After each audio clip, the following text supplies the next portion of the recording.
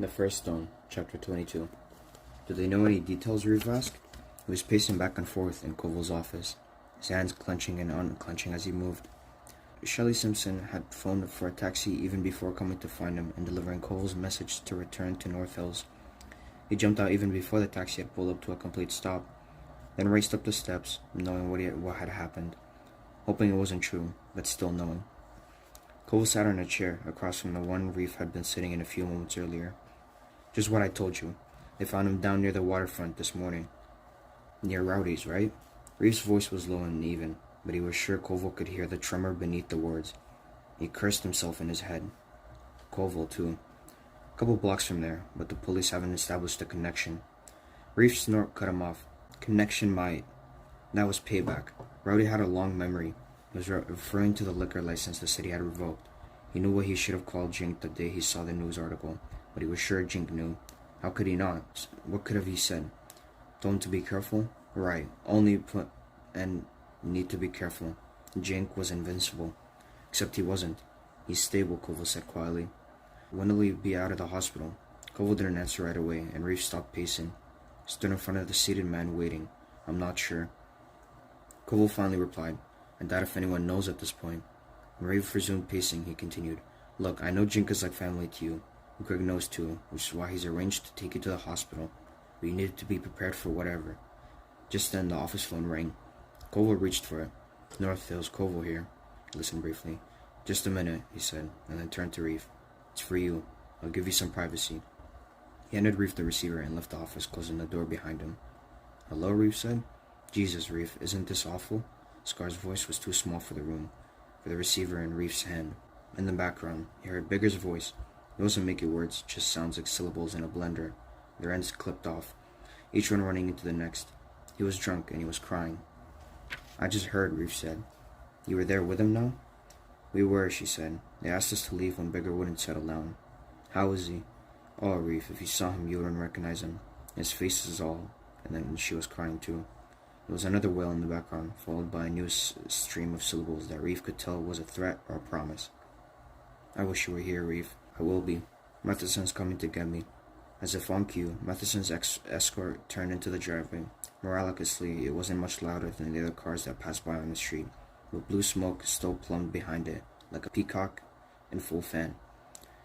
"He's here now," Reeve said. "I'll see you in a few minutes."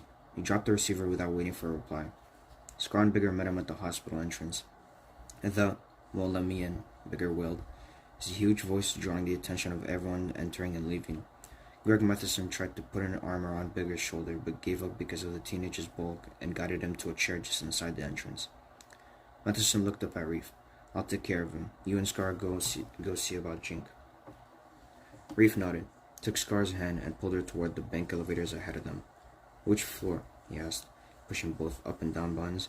"7th, she said. She'd let go of his hand and was hugging her arms around her. Two of the elevators opened at the same time. They stepped into the one closer to them, and Reeve pushed 7, then realized it was going down. "F," he said, and two women already in the elevator exchanged looks and moved slightly away from him. The elevator went down one floor. The woman got off and then headed back up only to stop again on the main level, where 3 more people got on. Each person was going to a different floor, none higher than the 5th. By the time the elevator reached 7th floor, Reeve was ready to kick the control panel off the goddamn wall. They hurried down the hall, Scar leading the way to the intensive care unit. Where they got there, a woman behind the nurse station came around to meet them. "Can I help you?" she asked. Reeve could see in her eyes something more than a desire to help. Suspicion, maybe, and even fear. "We're here to see Jink," Reeve said. Scar spoke up. "Stanley Eisner. I was here before." The nurse nodded. "I remember you. Is your friend..." "No," she said quickly. "He's downstairs. He won't cause any more trouble." "Like I told you and your friend before," the nurse continued, "only members of the immediate family can see the patients in the ICU. I'm family," Reeve said. "I'm his brother." The nurse gave him a long look. "Brother, you say?" She reached behind her and pulled a chart from the carousel on the counter, flipped through it, looked up. "His mother was here earlier. She didn't say anything about her brother." Reeve leaned toward her. "I'm his brother," he repeated slowly, then turned to Scar. "And she's his half-sister on his father's side." The nurse looked at them both, seemed about to say something, and shrugged. 5 minutes, that's all, and if there's even a hint of disturbance, I'm calling security." "Thank you," Scar whispered. The nurse led them through the sliding glass door into a room with 4 beds. Only 2 of them were occupied. The one containing Jink was set against the far wall. Tubes entered his body at various places, including his mouth and nose. At least Reef assumed they were his mouth and nose. His face was a swollen purple mass that bore no resemblance of Jink's real face features, and Reef could see the bruises and swelling extended to other parts of his body, many of them covered in bandages. A monitor beside the bed beeped at regular intervals, and a bag of clear liquid drained down a tube into Jink's arm. "Christ," said Reef, when the nurse had left them alone. Scar choked back sobs. "I saw him through the glass before," she said, her voice a strangled gulp, but close up she began to cry. Reef took her hand and squeezed it. "Just think what other guys must look like," he said. They both tried to force a smile, but failed. Stood there listening to the beep of the monitor, trying not to see the swirl of tubes friend had become. Koval met Reef on the veranda. "How is he?" "You're right. No one knows anything for sure. Not yet, anyway." Reef went inside and headed for the stairs. Koval followed him. "How are you doing?" he asked softly. Reef just looked at him. "Everyone's in the family room," Koval continued. "Come on in." "Look," Reef said, "give me a break." Koval paused, seemed about to say something, then nodded. "If you change your mind—" "Right," Reef interrupted, taking the stairs 2 at a time. He got to his room and sat on the edge of the bed, his feet tracing the pattern of the oval rug over and over. He got up and moved to one of the turrets, stood out looking out the window, his fingers tugging unconsciously at the curtains. He ran a hand over his forehead, rubbed his eyes, put both hands in his pockets, took them out, and crossed his arms. "Can I come in?" Reef turned to see Alex in the doorway. Christ, he thought, turned again to the window. "What do you want?" "Sorry to hear about your friend," Alex offered. "So is everyone else." Reef just nodded. Alex entered the room and sat on the edge of the bed. "You want to talk about it?" "No, I don't." "Are you sure?" His back to Alex. Reef made a sound that could have been a snort or a cough, or a clearing of the throat. Then, "I'm skipping the family room sharing tonight, okay? You know it helps to say what you feel. Look, you may like all that garbage, but I don't." "Why not?" asked Alex. Reef swung around to face him. "Because it's nobody's goddamn business, that's why." "What are you afraid of?" Reef took 3 steps from the window to the bed, his face dark and twisted. "I ain't afraid of nothing. You got that, you little freak?"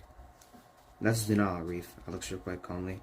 "Naming it, it's the first step in facing it." Reef leaned down to his mouth. It was inches from Alex's ear. "What makes you think I gotta face anything?" he shouted. "I'm fine, you hear me?" "Better than fine. I'm fantastic." "Honey," Alex said, pushing up his sleeves and holding out his wrists, palms turned upwards. "That's exactly what I said the night I gave myself these." Thick, worm-like scars extended from his wrist up the insides of both arms. Reef gaped at the angry red furrows that stretched nearly to his elbows. Along both sides of each were indentations where surgical thread had pierced the flesh, stitching the edges together. One furrow was raised and darker in color near the center, as though whatever had carved it had met resistance before plunging on. Reef stared at the scars for what seemed like a long time, then slumped onto a chair at the foot of the bed. Alex waited, gave Reef time to find words. When he finally found the first one, the second, and the third, the others just seemed to find the way on their own.